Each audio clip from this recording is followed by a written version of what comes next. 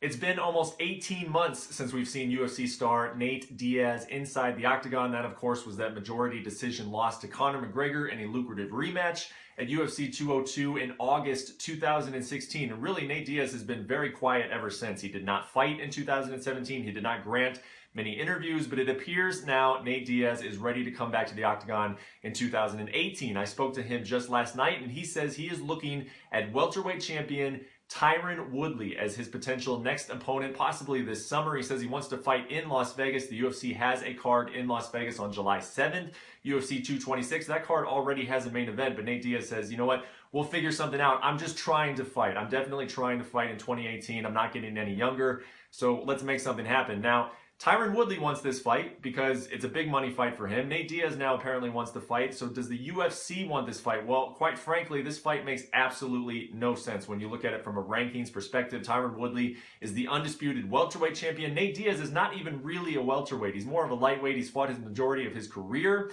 at 155 pounds, not 170 pounds. He's coming off of a loss. He hasn't fought in 18 months. But he is a big name, and the UFC, as we've seen in years past, they want to put together fights that fans want to see, and they want to put together big fights that bring in a lot of revenue. So now the UFC really does have a decision to make. Do they make that fight against Tyron Woodley and Nate Diaz, the fight that both of those fighters want, or do they stick to their rankings and give the number one contender, Rafael dos Anjos, the number one shot that he has deserved and earned now that he's on a 3-fight win streak coming off of a win over Robbie Lawler in December? We'll wait and see what the UFC does, but the good news is Nate Diaz, he's looking for a fight in 2018.